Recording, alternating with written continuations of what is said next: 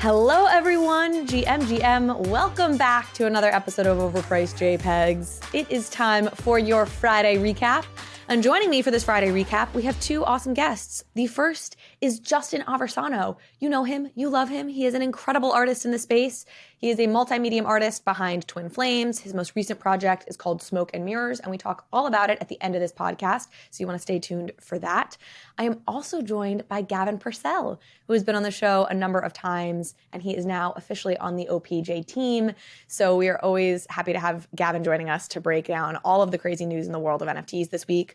I'll tell you a little bit about what we get into in this episode, but first I have a big announcement, which is if you are listening to this the day this episode drops, which is Friday, March 17th, you can officially start reserving your seat for the first OPJ tour stop. The very first event is going to be on March 30th in Miami. We are joined by Julian Holguin. And if you have an OPJ NFT, you can go to opjtour.com right now and reserve your seat for the Miami event. That's opjtour.com. We will put the link below.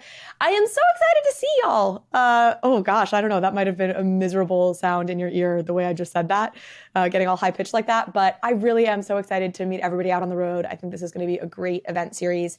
The way it's going to work is for every NFT you have, you can reserve each OPJ NFT allows you to reserve one seat for all of the 6 events that we're going to do. It's first come, first serve, so some of the more popular ones may fill up quickly, but you have access to reserve a seat if you have that OPJ NFT. So that's the first really big news on our end. I'll also plug the fact that we have our newsletter that I keep mentioning. We've got the Overpriced JPEGs Substack that you can go subscribe to.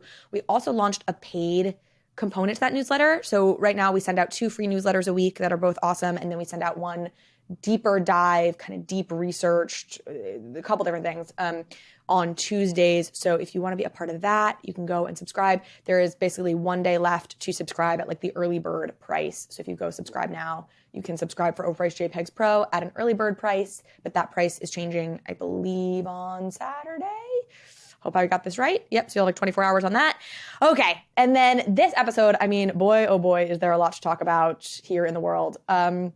We talk about the banking crisis. We don't go too deep, only because I think a lot of us kind of know what's gone on at this point, and I did a whole episode on it this past Wednesday. So if you are trying to learn a little bit more breakdown of like what has gone on, what it means for crypto, I did a great episode with Felix Salmon, who is the chief financial correspondent for Axios. He's been covering financial news for like 20 years or whatever it's been. So you can go check out my interview with him to really dive deep on that. We do certainly talk about it. In fact, Justin, actually, his company had money with SVB, it turned out. So we talked a little bit about what that felt like for him.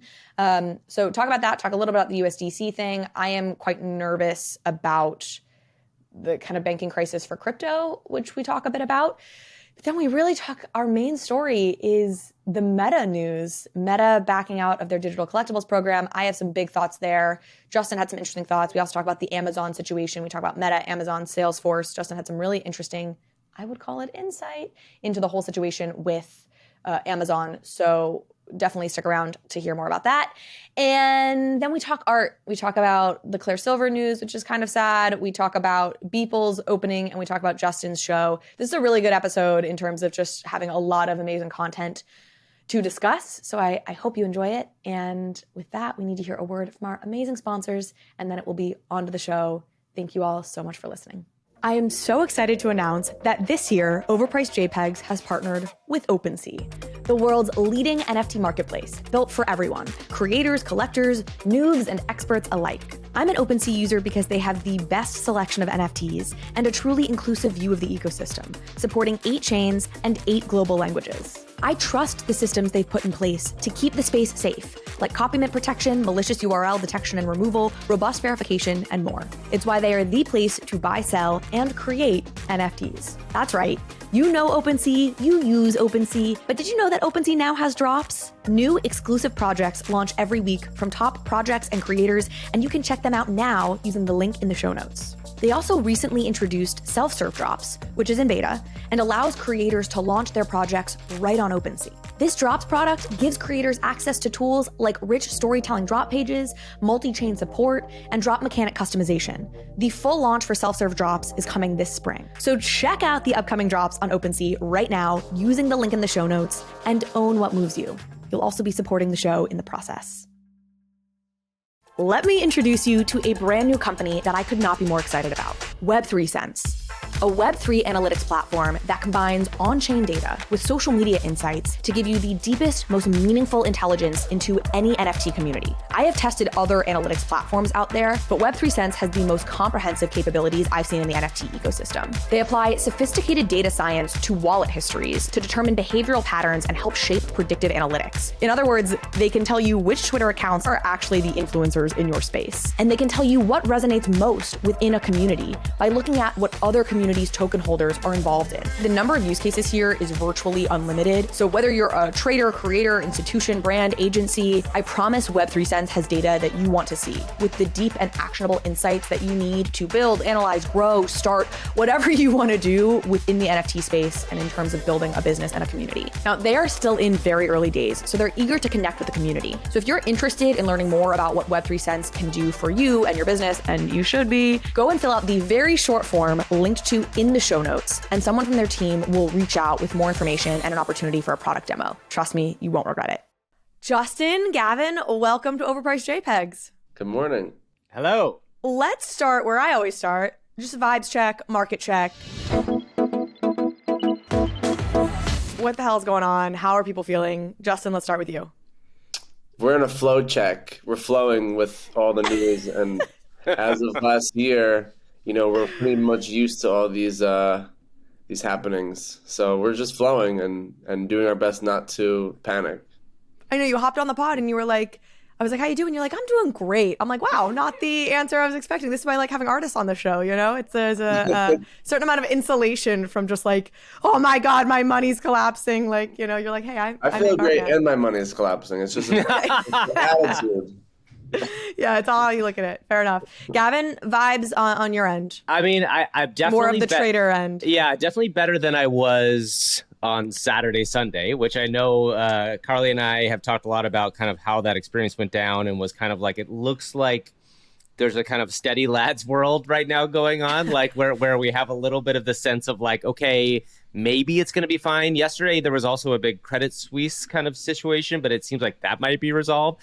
The interesting thing I think that came up this morning, which I think, is another one of these things where you're kind of shocked by, is the RB token is actually going to happen. The Arbitrum drop is going to happen. And like, that's like another big deal for people in the space who've been waiting for it for a long time. So like for every kind of bad piece of news, which, we've had a lot of, there is like a kind of a silver lining in some ways too, right? Like, I think that the ARB token is something that like was anticipated, but nobody expected it to happen now. And I think the interesting thing of this is like timing wise, GDC is next week, the Game Developers Conference, which might have something to do with that, but who knows? Like, I'm curious to know, like, and Justin, I think, you've probably been following this too, but like, it does seem like gaming is this kind of like shining light in terms of the world of like use case for NFTs outside of art, specifically artists. And I think it'll be interesting to see like if gaming can kind of lift up the vibe of the crypto markets until we get a bull market back.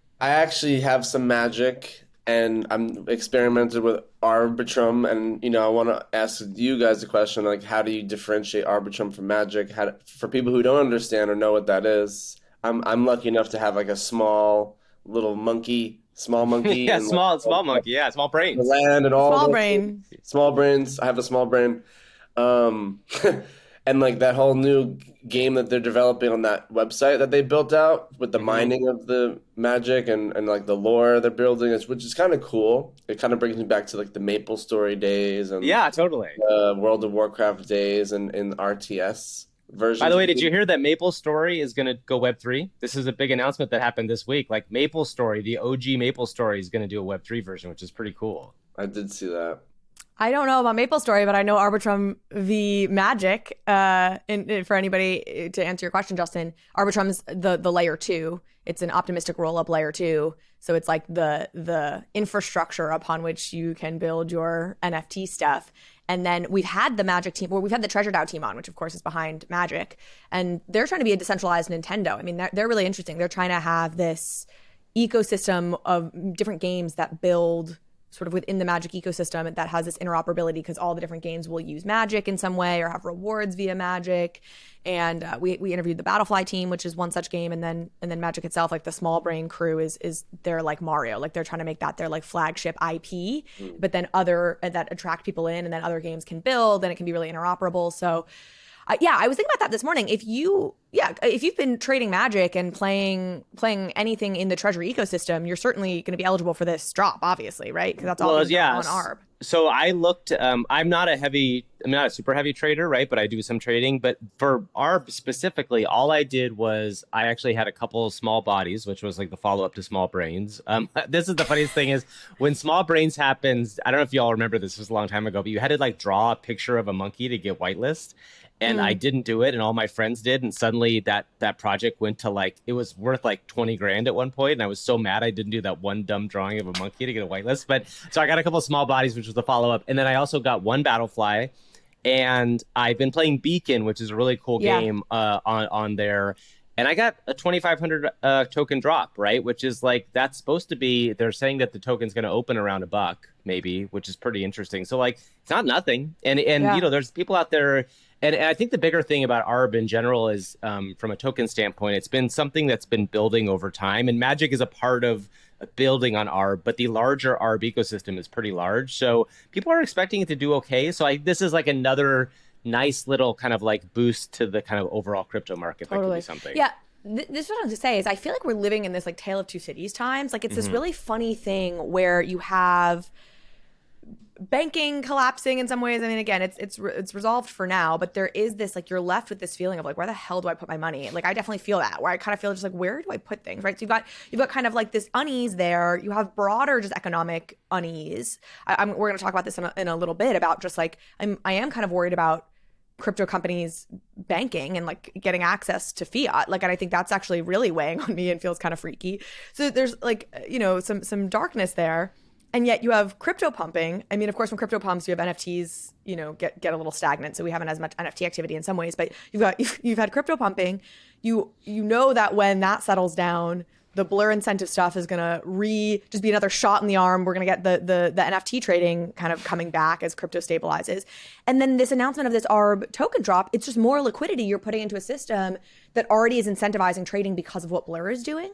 Now, I'll be curious if the recipients, like what the recipients of an ARB drop are gonna do, because it's not as clear cut. Like the Blur airdrop, those are NFT traders, right? Yes. The ARB drop is gonna be, I think, a little bit of a funny combo where you have some people who play games on there and who are maybe NFT folks, but it's a lot of DeFi people too. Like ARB's a really big DeFi platform. So I'm not sure that the like liquidity we're gonna get from ARB, it's not gonna go like straight into NFTs, which is more our world. It'll probably go, you know, it'll circle through your Aves and your, you know, DeFi stuff. But no doubt some will flow over to us. So there's this like a lot of reasons to be kind of immediately bullish here, but there are these like looming dark clouds that feel aren't they very always dark. looming dark clouds? Yeah, I know, but it feels this weekend really. I was like, oh my god, and like the regulatory. I mean, I really do think the government wants to like cut the U.S. out of crypto. Like they want us. They want us to like, sure, if you're the weird freak who will use a VPN to do crypto things and like route around, fine, we'll let you do it. But like,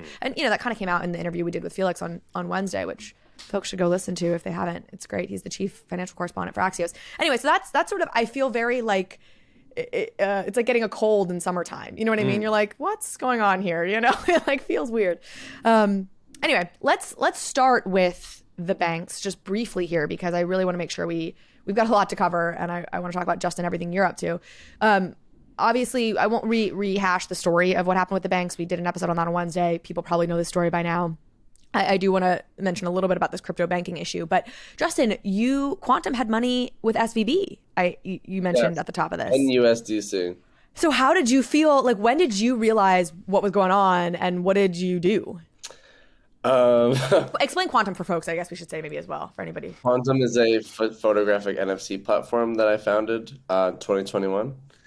And we support emerging artists and established photographers, and really just curating a space in Web3 for artists and collectors to connect through the community I've built. And yeah, I know I haven't really said this publicly. I didn't know if it was business or not and waited to see the outcome. But I remained calm. I saw this happening on Friday, and before we could, we actually did try to move money as early as we heard it, and our withdrawals were stopped. So we were just like, great, we have like a lot of money here, so we're just gonna see what happens. And I was like, well, we could live with, if we had that loss, we still have time. But it was like a lot of money. It's not a waste. It's going to waste. So it's like, what else can you do when the banking system collapses? And also you have USDC, so you're very diversified as a founder. And, you don't want to risk all your treasury and panic trade it into Bitcoin or ETH or something else and like be responsible for all that money. So I decided the best thing to do was just do nothing and do my best to get the money to a new bank account, open up new bank accounts, do what you're supposed to do what everyone's telling you to do, all the investors and LPs and whatnot. And really just like, hey man, if the banking system fails, everyone's fucked. So it's not a quantum problem, it's an everyone problem. Yeah, I definitely don't think anybody was faulted, really, who had money there. Like, this was, there's plenty of debate to be had about where does the blame really fall. But certainly, like, having chosen to bank with SVB was not where blame should be laid. I was going to say, it feels like just the fact that now, I mean, Justin, my question to you is like, does it feel like, are you worried about the overall system more so now that you've been through this? Or are you kind of like feeling, okay, well, we got through this thing, it's fine. Like, are you going to switch out of banks and try to figure out what's going to go on now? Well, we have new banks now, and we've had another stable bank. But also, it's more like the thinking of, if you have over the insured amount, what the fuck are you supposed to do? Especially if you have way too much and you have to open like 10 bank accounts. What is the right way to risk assess that? And make sure you have payroll and make sure your personal finances are covered. And if you can't trust the banking system, where does the money belong? Now that's a stressor in everyone's mind is, can the banks fail? All my money's there. What happens when the banks fail? Everyone has no money. What happens to the economic? It's basically like the pandemic, but with the economy. Yeah. Right. Yeah. Right. So it's like, well, and this is what people seem to be saying, which is like, up the limit, like $250,000 protection is sort of arbitrary. It makes sense maybe for individuals, but for businesses, it's a really minimal amount if you're a business, and does put you in a really tough spot, especially if you're an early stage startup. Like, you don't have the infrastructure and the people who are like there being like, well, yeah, you need to have 10 different bank accounts and we're gonna have one here and one, and it's like, oh my god, like navigating that on top of just trying to grow a business. If somebody's trying to grow a business right now, I'm like, oh my god, like that would be horrible. It also calls into question, like, people who have multi-million, 100 million, billions of dollars. It's like that stuff's not sitting in a bank. And I just figured this out. Like, they have it all in stocks, and I'm like, I just figured out that there are no normal people or people of wealth that have like $1 million in their bank. I'm like, and I'm just learning this, and I'm just like, where the hell do people put their money then? I'm an artist. Like, I don't know any of this. I'm not a financial advisor or expert. I have art career. So it's like, I need to learn wealth management personally, because you can't just have money in the bank because, inflation and also banks collapse. And, I would ask you guys as the experts here, how do billionaires have money in their banks, or is it stock, or what is it? Like, what is this? What's going on here? Yeah. I mean, Lord knows, I don't know, Gavin, I won't speak for you, but like, I wouldn't pretend to be like a financial advisor here, but at a certain amount of wealth, it is just insane, right? Like what the hell are you supposed to do, right? But it's just diversification. Like, you have money in stocks, you have money in treasury bills, you have money in crypto, you have money in real estate, you have money in art. I mean, this is why really rich people buy art and then don't even hang it on their wall. They keep it in a storage unit somewhere, because it's just another place to diversify your money. I'm sure you have a tremendous amount of cash. I'm sure you have offshore banking accounts. In fact, I know you have offshore banking accounts in other countries. You got money locked up in Switzerland and But is that stuff insured, and is that stuff safe? Are they lending your money out? Like, what the hell is going on with the banking system that a bank can fail after we're depositing? Well, I think this is it goes to show you, Justin, I think what you're getting at is like how fragile our overall economic system at large is, right? Like, this is what's kind of crazy. Somebody in your position should not have to worry about the fact that like the legitimate money that your company needs to operate in a bank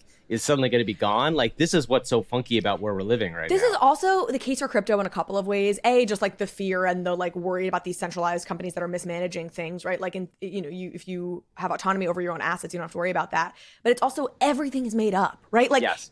Like if everything goes to shit, you just want food. You know what I mean? Like, exactly. If you're a billionaire, buy a bunker and like, 20 years worth of food, which by the way, they do, because like if all this goes down, none of it's worth anything. And that's sort of the point with like, people are like, this is sort of on Wednesday, Felix was saying this, like Bitcoin, you can't really do anything with Bitcoin. And I'm like, I'm kind of sick of the idea that like you can really do something with like some of these like gold. He was making the point that it's a conductor, I guess. But like, again, like when shit goes down, like, really, that's why gold has value. Like all of this is just people put gold flakes on food. That's true. Yeah, you can make fancy food. Yeah, exactly. But does it nourish you? Anyways, let's not talk. You're right. I can't eat my Bitcoin. If that's the argument for gold, you win, people. You win. I'm gonna move us along here, which is just my last thing is, and I don't know how much conversation you guys are seeing about this. I'm seeing somewhat limited relative to like the fear it has instilled in my heart. Conversation around the fact that we have just now lost, and I'll give a little bit more context here, but like the two banks that serviced major crypto companies like Coinbase. So you had Silvergate, which was the crypto bank, and that's got done, right? And then you have Signature, which was the other bank that would service crypto folks. So Coinbase pulled their money from Silvergate, put it in Signature, and Signature is now, they haven't failed. They were more like diversified in terms of like their client base than Silvergate was, but they're getting acquired by, they'll get acquired, and it's pretty confirmed at this point that the acquirer will sort of not allow the crypto banking to be happening there. So it seems like this will be resolved, and as most things are, but like there is an element to me that's like, that's terrifying. Like our fiat on and off ramps into crypto are like slowly or quickly being chipped away. And that's existential if it's not resolved. Now we can talk a little bit about the where I think this is going resolution wise, but just wanted to flag that and see how much you guys are seeing about this. That's a big question. It's, what is the value of crypto if the value cannot be transformed and off-ramped into fiat? Watch yourself. There's some maxis out here that would tell you that the value of crypto is not about the value of fiat, but I'm just asking the question because if there's no bank that accepts any crypto and you can't off-ramp it, what do you do? If the only payments you could pay your bills with cash or your landlord or food, and no one's accepting Bitcoin and ETH for food, like how do we utilize the currency and you turn that into, everyday life necessities? Yes, you are perfectly identifying why I'm scared. Like that now look, the resolution here seems to be it does look like there's a number of banks that will, especially kind of foreign banks like Deutsche Bank and I think HSBC, which is foreign, right? Santander, which is certainly a Spanish bank, but who it sounds like will take on crypto clients. Something that was really interesting as we talk about the USDC situation, Bankless put out an interview with the CEO of Circle this morning. It came out today. We're recording this on Thursday. That's worth listening to. It's 30 minutes. It's super short. It did bring me a bit of comfort. They are banking now. They're 3.3 billion of reserves, or I don't know if the entire 3.3 billion that had been with Silvergate sounds like is going to be moved to BNY Mellon, which is really interesting. I mean, that's like the oldest bank. It's got trillions in reserve. It's definitely in the category of like too big to fail. So clearly there are these kind of alternative options that are out there now for companies, and they'll find their way. And the other interesting thing from this interview with the CEO of Circle was 80% of Circle reserves are in like a special vehicle. I don't know, it's probably not the right term, through BlackRock that you can go look at USDXX, apparently is what it's called, like the kind of almost like a ticker symbol. And you can see all the basically short-term treasuries that they're in. Like you can just see the liquidity. You can see everything that's in there. And that's 80% of Circle reserves, which is pretty, I had no idea about that. Pretty interesting. I mean, I definitely was impressed by Circle. I had a lot more questions too that I wanted to get answered, but it was only a 30-minute interview coming off this Bankless conversation. But that's calmed me down a little bit. I'm like, all right, there's other banks that will bank us, and USDC is going to be fine. Well, and it's also that whole governmental thing, right? Like, one of the things I think it's interesting is like, what is this an American thing or is it a worldwide thing? And like, what are the places? Not to say like that if it's not an American thing, it's not a problem because it would be if it's not an American thing. But like, and by this you mean like the antipathy toward crypto, or yes, I think more of the idea. Like, I think the conversation becomes like, if you're an American, there could be conceivably much more restrictions than there would be in other countries around the world, right? That doesn't mean you want to like, as an American, go move to like Portugal or go move to somewhere else. But like, there is an issue, I think, with how the government is approaching it and what the deal is. And I think we've said this before on here, but like, obviously the FTX situation has kind of lit a fire underneath the government in a major way that I think like is the way that in my mind government works. And by the way, I enjoy government. Like I'm generally like a person that's like a pro-government person most of the time, unlike a lot of kind of crypto maxi people. But like, government is such like a swinging sword, right? Like if it kind of like gets lesser and lesser and then something gets screwed up, suddenly it goes way the other direction. It's like extremes. So like part of me thinks what's happening is this is all reaction to like FTX and like people that got burned pretty bad. And like, we're in the middle of this like incredible downturn economically. And it's like their way to tighten the screws on this thing that they almost fucked up in the first place. So like, that's the thing that I keep feeling again and again. I kind of felt at first this was like, oh, this is like some sort of conspiracy theory stuff. But then like, it does really feel like the government in some ways is trying to actively stop crypto banking, right? And that's like a real thing. Absolutely. Yeah, that's not a conspiracy to me at all. Yeah. I think it's pretty clear at this point. I mean, you look at like Elizabeth Warren's tweets this past week around Silvergate, like they see this as a really quick path to, again, completely boxing the United States out of crypto, which they see as a good thing. Okay, let's call this our main story today. Our main story today is Meta pulls the plug on NFTs, on their digital collectible program. And I'll tie in with this news out of Amazon and Salesforce. So our main story today is what is the corporates, what the corporates moves. Justin, what are your thoughts, your reactions to the Meta news? I'm surprised. Yeah. They I don't know the internal workings of it. I was asked to be part of it. I didn't participate. I didn't have any work I wanted to drop for that because I drop very carefully and thoughtfully when I do my NFTs. I also didn't want to be the first person to do that. There's something to be said on how these big corporations are leveraging the artists' communities to onboard as buyers, and they're really trying to pretend that they have the buyers, and that's my biggest issue. Is they're treating us like, oh, this is going to be great for you, a lot of coverage, front page of everything. And then I feel I'm the one putting all the risk as the artist by working with these corporations, and not for myself as an authentic artist. And it kind of dilutes the work, the authenticity and the integrity of my work. I'm speaking personally. I'm not speaking about generally, which is why I decided to not participate in the Amazon drop. I just felt like there's a lot of nice things being said, but when it comes to the questions I ask about who are the buyers and if I don't promote this, who's going to be buying this, and that's a lot of unclear, and it's a lot of like, oh, people will just buy it because it's available, and I can't really believe that. So what's confirmed with Amazon? Because I was checking this yesterday and I still couldn't get like. I don't know. I have no idea what they're doing. But you were approached. I just know I'm not going to participate in that drop anymore. But you were approached for something. I was approached to do a drop. Interesting. Okay, that's good to know. Yeah, that feels like that's something interesting. But I first thought about it and was into it, and then after I started asking questions and after I saw Meta stopped, it had me question even more of the legal liabilities on my indemnification of, hey, if I sell something with you and you pull the rug on everyone like Instagram did and shut it off, where are those assets going to be housed if it's not on ETH, if it's on their own chain? Well, because Amazon's building their own chain.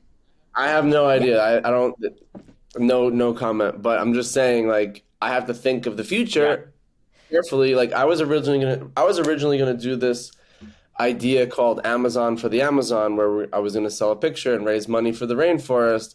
But at one point, I felt like it was just greenwashing, and it was also not, we don't need Amazon to do that. And why am I going to make them look good if I'm not being helped with sales? And I don't believe that they could sell anything on my behalf. I feel like I'm the one going to bring the buyers. Yeah, I was going to ask about that, Justin. Like, one of the things I'm curious about you saying there, because I think it's a really good point, is like you have a strong audience, right? There's people out there that love your work, that want to buy your work. When you're talking about that for Meta and now for Amazon, is your feeling that like what they're pitching you is this idea of like this mainstream world that we can give you access to all these new buyers, but that you're feeling that in part it's more your buyers just more buying more of your work again? And that's what I saw with Meta. Yeah. Just like I don't see anyone, and nothing against these companies. I'm just observing the facts. There's no like defamation here. I'm just observing the facts and and evaluating it, and based on my experience and what I'm witnessing, everyone who bought the Instagram NFT stuff was the NFT people of those artists' collector base. And I feel the same thing will happen with Amazon, because I don't feel like there is a strength for the mass adoption to spend $50 to $100 on a digital collectible when they need toilet paper or food or cat food or something that Amazon actually serves them for their everyday life.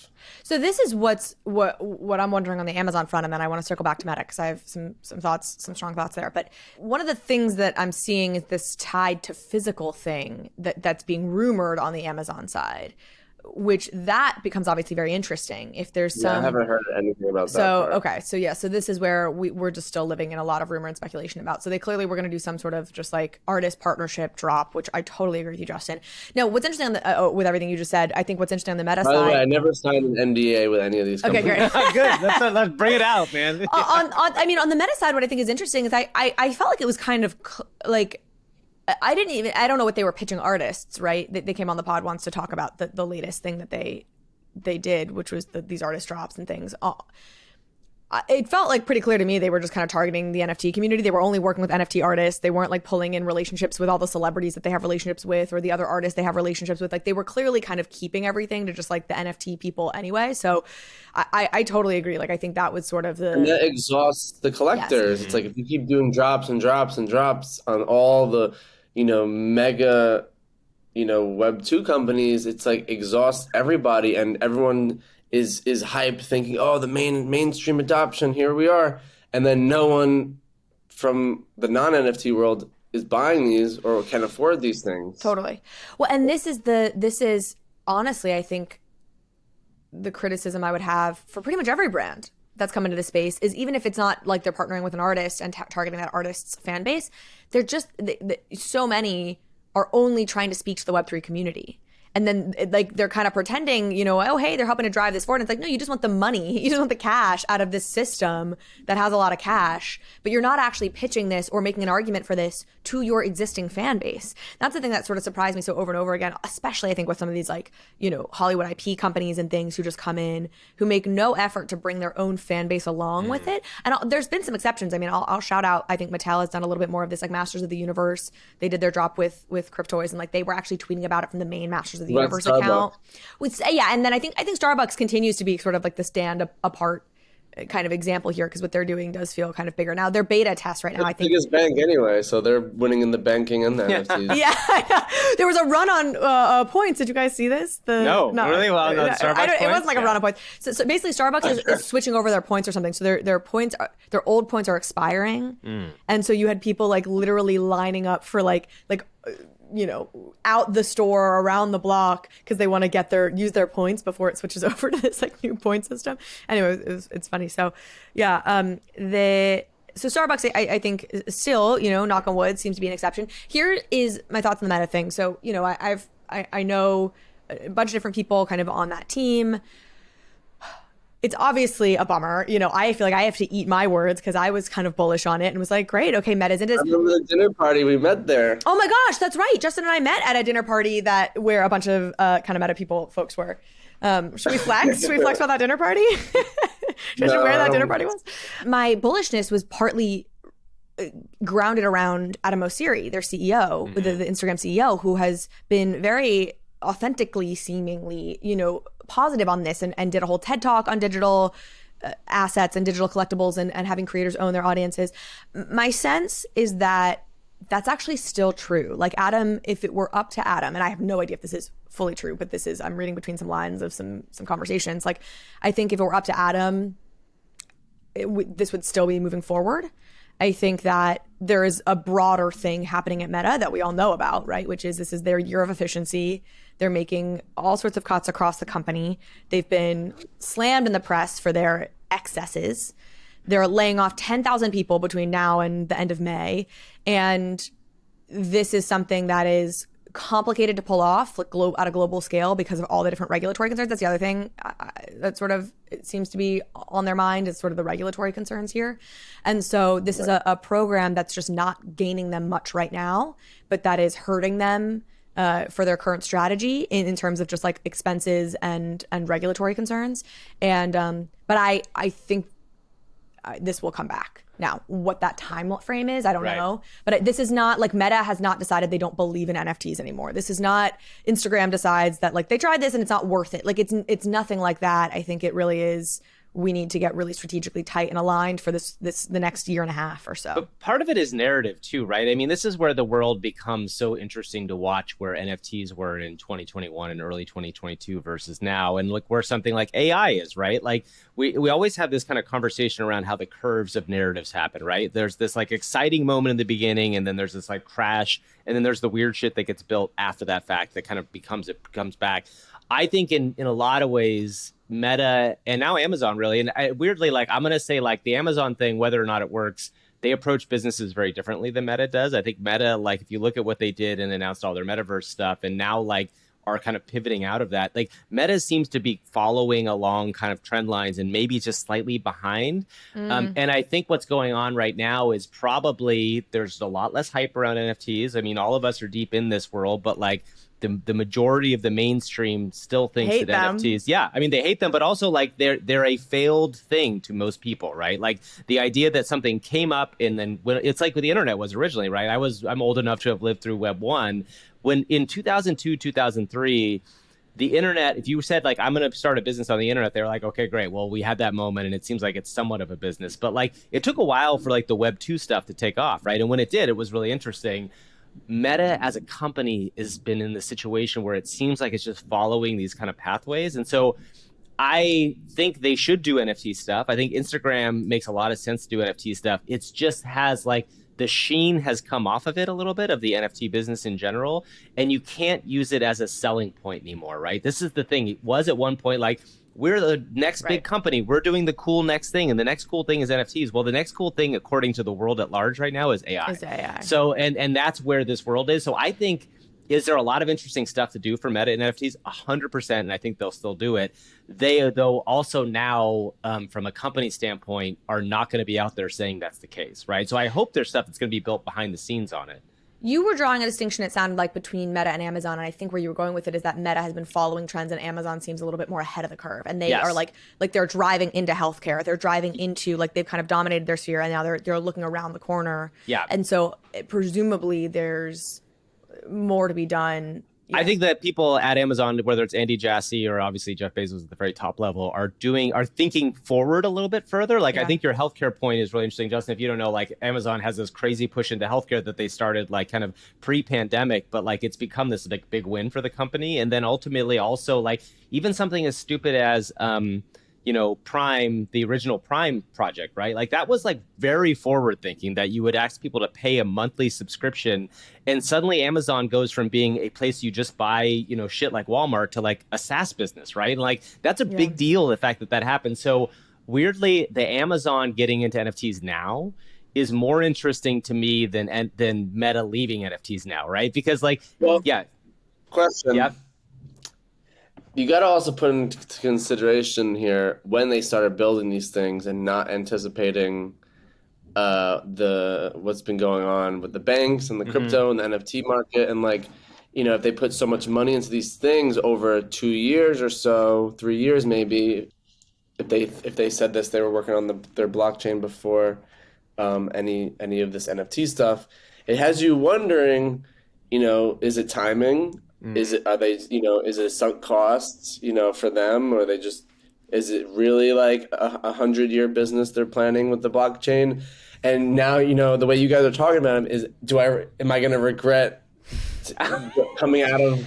I don't think so. No. I don't think so. No. Yeah. I think you're absolutely right, Justin. That and again, I think there's probably a couple different things happening at Amazon. I've said this to Gavin before, which is I know various people who are in various places with Amazon or have worked for them before, and like Amazon is so big that my sense from having talked to a number of people is there's not like just like one totally cohesive across the entire company, like blockchain strategy. To your point, Gab, like Andy Jassy is surely thinking about this and involved in it in some way, but like this company is so large and sprawling, like different departments have been thinking about ways that blockchain or NFTs may fit into their different departments, like in kind of silos. Like Amazon Music is thinking about it in one way, and then you've got, so I think that, there's almost probably a lot of different things that Amazon are working on, and we're getting bits and pieces of different things. Like the Avalabs partnership, I think that was overblown. Like I don't know why AWS partnered with Avalabs. It's no idea what that was about. Confusing to me, but I don't think that should be taken as a sign that like all of Amazon's blockchain stuff is going to be on Avalanche. So let me ask you this about all of this, because I'm sitting here on the recorded image line with you guys, and I'm either going to look like the biggest idiot or the biggest genius by saying I'm not going to do this drop. And, my ego was like, I need to be on the front page of Amazon. I need to be the first artist on there. We're going to support the Amazon rainforest. But at the end of the day, where's my heart in this? Like, is this just exploitation of an artist community? Is this real? I don't see the value of them selling anything for me. Like, if I hadn't promoted it, would there be sales? And that's like, I don't want to find out. By the way, I don't blame you. I mean, as an artist, like these are the decisions you make, right? Like, and I think in a good way, because like, that's one of the coolest things about being an artist is like, you have an entire life's work that doesn't need Amazon, right? Like, sure, is there a world? I've said no to Snoop Dogg. I've said no to Meta. Now I'm saying no to Amazon. Like, who am I going to say yes to? Justin, let me ask you this. When you say, oh, I want to be on the front page of Amazon, what have they told you about like, are you talking about like I go to Amazon.com and they're gonna? Yes. Really? Justin's Digital Collectibles. And so that's even just like interesting in and of itself that they're not making it kind of like their side piece. Feature. Like that Meta made it a side piece, right? And that's why from the beginning it felt less like than a side piece. Yeah. Like they were not, Instagram was not by any means kind of promoting this stuff to like kind of their mainstream consumer audience, really. Yeah. I think the other interesting question about that's going to be, Justin, is like what you're doing is like so great and so interesting, and yet it still has like the art audience, right? And you hope it can expand out further. You expand it out from whatever your smallish audience is to a slightly larger audience. The thing that's going to be interesting too about what Amazon does is like, we talk about like licensed projects, like things that are truly, truly like mainstream, something like a Star Wars NFT or something like that, or something that feels like when you get scale like that, that is an interesting thing to think about, right? And even for you, scale of that size, if you had access to scale of that size, and by the way, I don't think this is all going to come right away. This is like probably a couple years away. So I don't think you should feel bad about not being part of this, saying no to this, because in the beginning. Can I say something on this note? It's like I'm being so vulnerable here, like what I'm about to say. It's like when I said no to Meta, I thought I was doing the right thing. And then when I saw them do the drop, I kind of felt FOMO and regret. And I hit up our friend. I was like, hey, can I still do this? I don't know. And then they were kind of like, no, fuck you. And I was like, all right, I guess I just got to take it. And then seeing them close is like, shit, I dodged a bullet. Yeah. So it's like, where is my intuition here? And, the heart and being an artist and, not being commercial. Even if 300 million, 1 billion people see it, is that the energy I'm trying to convey the story? And I think in reality, I need to be as authentic and real and an individual from any corporation as possible, unless it's truly doing good. And, I just don't feel safe in this situation. 100%. That's what I was going to say before you just mentioned it there. Is like, you should 100% follow your instinct. Right? Like if you're really like spending time thinking about something, getting quiet with yourself, and like internally it's just like, this isn't what's right, like every time Go with that instinct every time, and don't worry, like, because who knows, right? Like maybe Amazon it'll be cool and you'll feel like you regret it, but like you just don't know how it would have played out if that had been you on there, in terms of what the unexpected consequences of it would be, or what the, So I just think I really think you can't go wrong if you're listening to your gut. Y'all know I love Ledger, the world leader in critical digital asset security. When you own crypto, what you actually own is a private key that gives you access to your coins.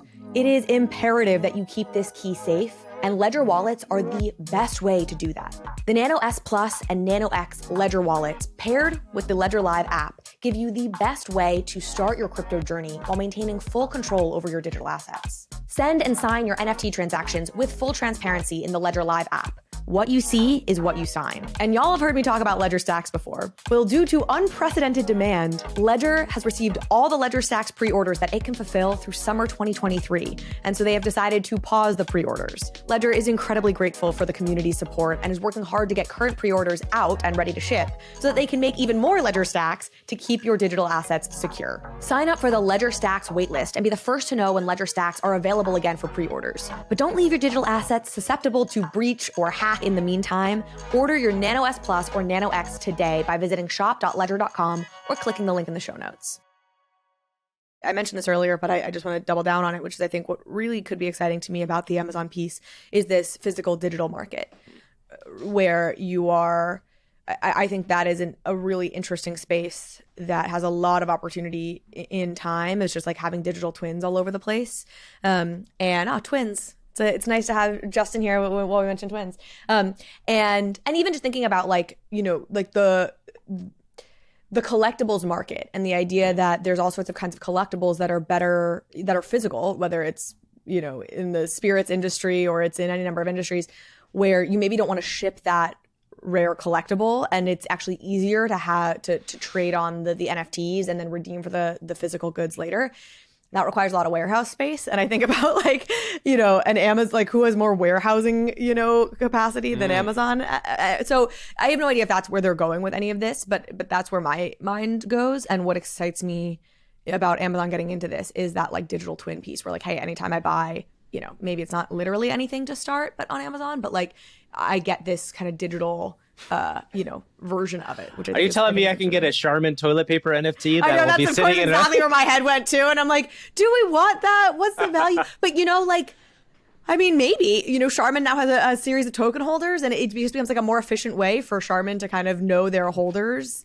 Like I don't know. I think it could be really interesting. A new wave of advertising and knowing who your buyers are and how much they spend and how much they collect. Sure. Totally. Okay, last thing here, and then we're going to Artfully, I promise, guys. It's just the Salesforce news. I don't know if you guys were tracking this. So they've come out with, it's called Web3 Connect, I believe, which is a new API integration, I'll just read from here, that allows brands to create personalized omni-channel experiences across Web 2 and Web 3. It basically is, it's a way for brands to connect with the Salesforce CRM and track like on-chain, like blockchain data as well for their consumer. Also very interesting to me. Also taps into this more infrastructure layer rather than just like, we're a brand that's going to merchandise, we're just going to slap our IP on an NFT. Like it kind of cuts deeper than that. They have partnerships with some interesting brands, Scotch and Soda, which I've mentioned before because I have a Scotch and Soda in my little neighborhood here that I love. Mattel, which I actually didn't realize has been doing some things with Salesforce. I think there's one other kind of bigger named one. Exciting. I don't have too much to I guess say here, but I think as we're talking about these massive corporations and what they're doing, this is one I would say I was bullish on. But I said that about Instagram too, so here we go. Fuck me. I will say one thing about this is it's kind of, again, that thing about like building the infrastructure layer is really important right now, right? Because we are in this point where like I think all of us in here would agree that we are definitely in a down cycle of what this world is. But if they build this infrastructure so that these companies understand how to do this stuff going forward, that is a pretty big onboarding ramp for all sorts of people, right? Because when you think about Scotch and Soda, like Scotch and Soda is a store that people walk into all the time, right? And there's a physical store, you walk in, you get a piece of clothing. But like if there's some sort of interactive thing where they can have an understanding of NFTs, this goes back to like even the meta thing. It's like, part of what we're still in the middle of is education. And that sounds so stupid because like that we're so early conversation is so dumb to say now, but so many people just don't even understand what the fuck these things do or what they are, I was actually having essentially, I think, two thoughts that you're kind of getting at there. My first thought, hearing the meta news, I was like, you know what, I get it. Like, and my two thoughts were, first of all, we say we're so early all the time. We're really early. And what that means is like, this is going to take a long time. Like, it's not like, oh, we're so early. Congratulations to us. Like, we're here now. It's like, no, this is going to suck. Yeah, you might like, be 5 years before this is worth anything. You know? Like, yes, literally. Like, it is like, it is going to take a long time because the truth is we're not ready. Yeah. The UX sucks. And like ERC 4337, I think is hopefully going to help with that. But like, if I'm a brand, am I getting into this right now? Like, probably not. Like, why? Like, the tech is not there. So unless you're a brand that wants to take it upon yourself to try and build the tech, which is going to be much more expensive, like what, and you're a consumer clothing brand, why the hell would you do that, right? So I think I was having the like we're so early thought as well, and being like, damn it. And then the other thought, and Justin, I want to hear your, it's just like, I do think at point of sale, like where you want this stuff to kind of land is point of sale stuff. Like when you go into your Scotch and Soda store, you buy your thing, you have your little almost like IYK, you know, POAP device. People are just tapping their phone.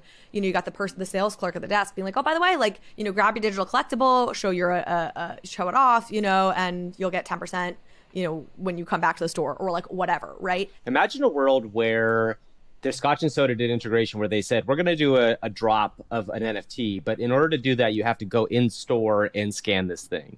One of the things that would be really interesting about that is you would have across the world at every Scotch and Soda lines out the door in the way that you'd see at the lines out of Supreme doors. And I don't mean this in a way that like, you know, sure, that's a hype cycle thing, but that would like get people talking, right? Like this idea of like bringing NFTs into the physical world, into physical point of sale places, like that is like a significant unlock. Even like when things like Bright Moments happen, like in a smaller art world, like going to a place to do a mint, going somewhere like it gathers people in a different way than what it's been up until this point. And I think that's what the Salesforce thing could unlock for a lot of these businesses that are going to come on board with it, because that hasn't really been done yet to my mind, like in an interesting way. And I think if they could do that, that's a really interesting way to get people talking about what NFTs could be again. Yeah, I totally agree. I really like NFTs, as we've talked about this, like extenders of real world experiences in various ways and allowing you to move between the digital and the physical just more seamlessly, all using an NFT. So I'm very into like, there's an in-person experience that then translates into a digital experience that then translates back into an in-person experience. And I think it's that kind of seamlessness and the bridging between those worlds that it's one of the coolest things that NFTs really enable. Okay, let's talk art. We're going to talk about Justin's art. I want to do a couple quick hits just on the broader art world. We have Beeple's grand opening in Charleston, South Carolina. JC on our team, Gavin, went down there. Looks like it was a great event. You didn't make it out there, right, Justin? No, I couldn't. I'm in the middle of packing and also setting up this exhibition. Fair enough. I know I didn't get an invite, so I didn't go, but actually, Justin, I have a question for you about this. So this is one of the coolest things to me about that Beeple thing is like, this is obviously Beeple is like one of our first kind of like largest digital artists to kind of come out of this movement in space. Like it must have been cool to see something of that size and something of like the idea of an artist making their own large gallery to kind of display stuff and create a creative space. Was that an interesting thing as an artist to kind of see? I think it's awesome, you know, when an artist has resources and they want to build things for the community and for themselves and, you know, push the space forward for not only NFTs, but art and culture, especially in places like Charleston. Places like that need art. Places like that need community, you know.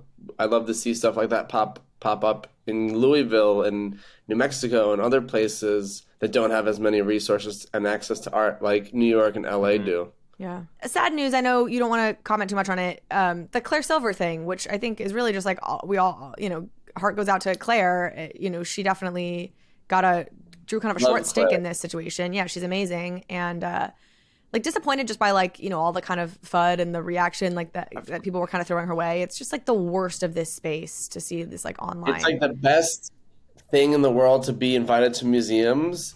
And then like a day later, it's like, you know, not because of anything you did, but because of the people around you who aren't diligent. You know, it's not that it doesn't make you feel good as an artist. And you know, I pray for Claire, and I do hope one day she gets in the Louvre and MoMA and everything she aspires to. She works really hard, especially with the AI, and has been here as one of the longest artists.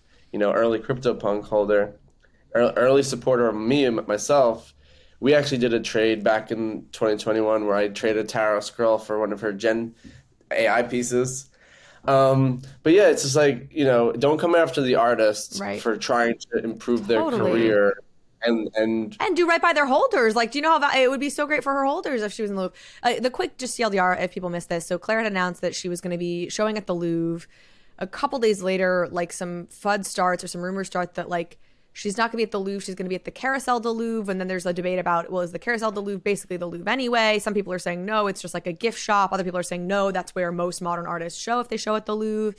And then, so that's all happening. And then there's sort of like accusations of it. Has Claire not been forthcoming about where she's really going to be showing? And anyways, the end result of all this is Claire writing this post just being like, I totally thought I was showing at the Louvre. When people approached my team, it was like, I hadn't even heard the term Carousel de Louvre or whatever. I don't even know if I'm getting that term right. Like until like a day ago. And essentially that, yeah, like, I don't know if it was like straight up was like scammers who had approached them about this. Like it was very weird, but basically like the people who had approached them were very unforthcoming and approached her team were very unforthcoming about what exactly this was, leading her to very honestly sort of make the announcements that she did, only to have it sort of pulled out from under her. And she ended up pulling out because I think at the, by the end, there was the drama and the FUD and the everything was just obviously more trouble than it was going to be worth. So that was sort of the situation there. And I totally agree with you, Justin. I think like not Claire's fault at all. And she'll get there. Yeah. This is the kind of like, this will definitely have a redemptive arc. This is the kind of story that,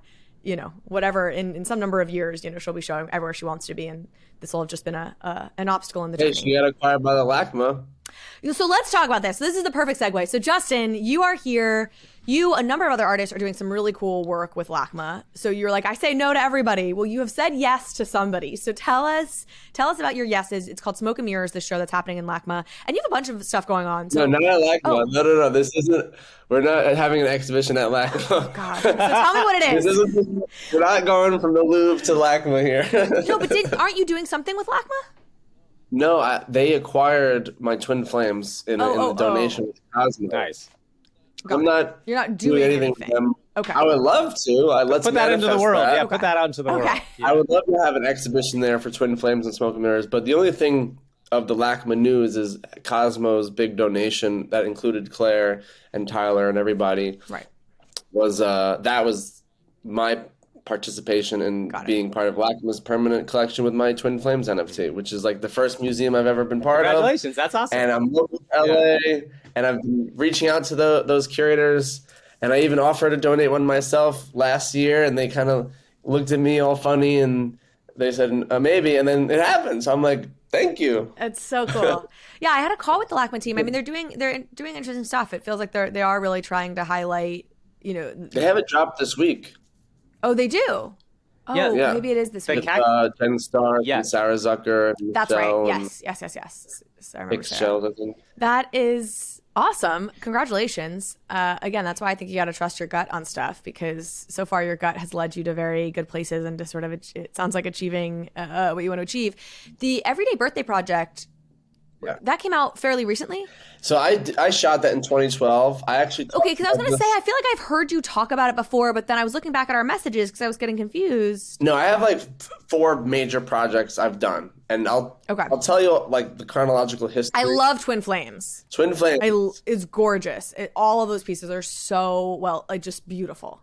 Thank you. I love Twin Flames too, and I really love Smoke and Mirrors, which is like my new project, which we should talk about. But before I do that, I really want to get back to what you just asked with Every Day is a Gift. I spoke about it with David on Bankless.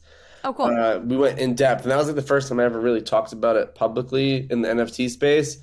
And I knew this year I was going to start a new Super 8 365 project that I'm working on. I'm shooting every day and starting a new everyday project to continue elevating my art from photography to video to mixed media. So, I just launched Every Day is a Gift as an NFT earlier this year on Quantum. And, for me, it's like, how do you celebrate everyone's birthday? How do you get collectors to get their birthday or their family's birthday and really hold it because it's meaningful? And like, those 365 days we all share because everyone has a birthday. So it's like one day is at least meaningful to you. So that's Every Day is a Gift as an NFT now. I would love to make a book of it, like a postcard book, so people could find their own scavenger Their birthday. on someone's birthday every day and have this book complete and sent out. So that's like something I'm going to work on. Hopefully a publisher approaches me from this conversation. But Twin Flames, I shot it. It's the physical collection. I'm working on getting that exhibited in museums. Hopefully MoMA or Pompidou, like that's the goal for that. Maybe LACMA if they're so nice. But Smoke and Mirrors is like happening right now. The difference between Twin Flames and Smoke and Mirrors, Twin Flames, it was already completed and the story was already like ready and just ready to go and like completely printed. The book was made, the exhibitions had happened, and I just shared it online with NFT community and it just exploded because of the digital twin, physical twin. I feel like there was this completion that it needed that it didn't have prior 2021. So going now with Smoke and Mirrors, we have this black and white portrait series, because every project I do, I like to elevate through the mediums.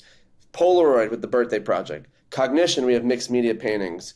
Twin Flames, we have color portraiture and cyanotypes. Smoke and Mirrors, we have black and white portraiture with mixed media silk screens. So it's like I'm playing in mediums, and that's why my new project is a Super 8 video, so I'm elevating and evolving as a good artist should through their foundational tools.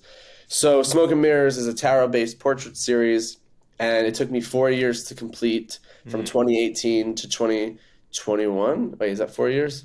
Well, that's 3 years. But that's 3 years, depending on which month you started and ended, 3 years to shoot, and then a full year from 2021 to the beginning of 2023. I was printing in my studio in LA, GABA Gallery, silk screens, making these silk screens on papyrus, and the exhibition that's happening on March 25th, which I love everyone who's listening to come. If you're in town, it's going to be a book launch and exhibition, the first exhibition first Smoke and Mirrors, the first exhibition for me in LA. So for me, it's like a big deal during NFT LA. It just happened to be the same timeline. So with Smoke and Mirrors, there's like 3 elements here. It's the story of the tarot, and I'm telling the story of the tarot through these archetypes who I've encountered during those 3 years that to me represent each card. And it could be, if I had started that project now, I feel like the people in the cards would be different, but because it was a certain timeline, and in that timeline you see projects like from my life, Twin Flames, the Cactus Diaries inside the project. So like this project is really a representation of what I'm going through, the artist journey. I say a lot about Twin Flames being the healing journey, whereas Smoke and Mirrors is the hero's journey, where you finally healed that place and you're moving and stepping into your power and you're being who you need to be in the world, and you're going through the journey. And I feel like everyone has their own tarot journey and everyone has their own archetypes that they could relay onto the cards. And for me, these people represent that, mostly on the fringes of mysticism, esoteric, wisdom, tarot, artists.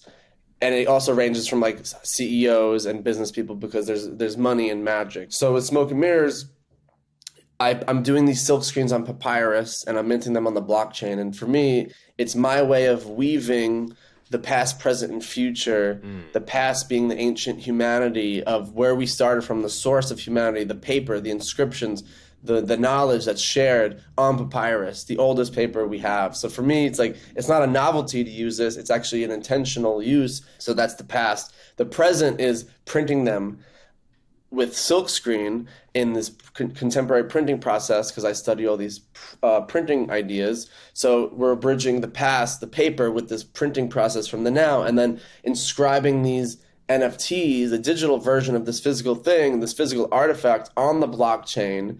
Whereas I like to create this duality parallel that shows, what was the ancient Egyptians or the ancient people using papyrus doing with this information, and how are we also doing with information that we use through photography, through art, media, with blockchain, and how is that kind of similar to what was created then on stone pyramids, what we're creating in microchip like blockchain universe. So for me, it's like we're digital archaeologists inscribing this new communication and visualization of humanity on something like the blockchain. So I like to put those two parallel of ancient Egyptian hieroglyphs and what I like to call the neoglyphs, which are my photographs on papyrus on the blockchain, because we're in real time creating like an archaeological site for the future for people to look at how we communicated and the stories we told through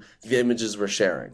And really the hero's journey is, how do you confront death? How do you confront your fears? How do you evolve as a human? How do you lean into what scares you the most? And how does that empower you? And I think stepping into your power means stepping into things that make you most afraid and facing them and dealing with them. And for me, it's, all my projects carry this weight of death, the spirit world, the physical world lends a lot of what we're talking about with blockchain and reality, the digital twin, the physical twin, but like the duality of life and death and how it impacts us and how do we confront it, how do we deal with it imminently, especially with people like our parents, ourselves, our own mortality, and just like fucking facing that and just being there, being present with it, processing it, and not having it to be something you deal with after the fact. So for me, it's like a big, just like acceptance, grievance, and confrontation with the fears. Very cool. And lots of layers to that. Yeah. So I just want to make sure we're clear here. So you were just describing Smoke and Mirrors, which has this kind of, works on all these different levels. You sort of have this universal layer of exploring the past and the present, and how is like the blockchain as a ledger, almost like the ledgers we carved in stone, however many years ago. But it's also this very personal journey for you as an artist and your hero's journey and the healing and grieving and all the things you spoke about there. And all of this this is what I want to make sure I have right. This is all being shown at your gallery on the 25th? So the silk screens of all 78 pieces are going to be exhibited for the first time, the major and minor arcana. We're doing a special set of golds for the major arcana and silver for the minor arcana, March 25th at GABA Gallery from like 6 to 9 p.m. I'll be there. My family will be there. We chose to do it there because that's where I printed the entire project. So it's kind of like inviting into my home where I've been the past few years, printing it, creating it, and now we're showing it, and it's like full circle.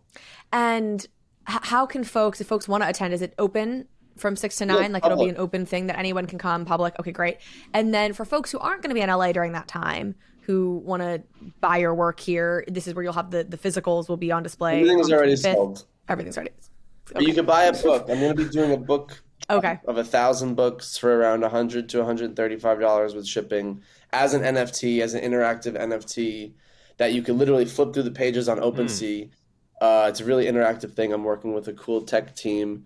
And, you get the digital book and you get the physical book in like 6 weeks. Okay, super cool. And then these screens obviously have their own digital twin, like NFT version. Each of these art pieces has an NFT and the physical. Yeah, every silk screen has an NFT with it. So in theory, can folks go on with this be on Quantum where they could buy an NFT off secondary even if everything's already sold? This is not on Quantum. You could buy it on any secondary website. Great.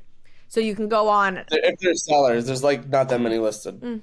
People want to hold their Justin Aversanos. What up? Well, once you have the physical print, it's like you don't want to sell the NFT. Of course. It's in your home. Of course. So cool. Justin, congratulations on everything you've done, everything you're doing.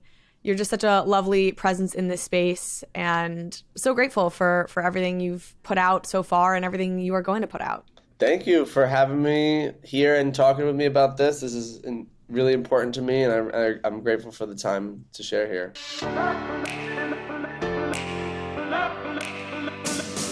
Thank you so much for watching this episode of Overpriced JPEGs. If you liked this conversation, if you liked this episode, please go ahead and hit subscribe. It helps me out, it helps the show out, and it means you will get alerts and updates when we post new content. Thanks again.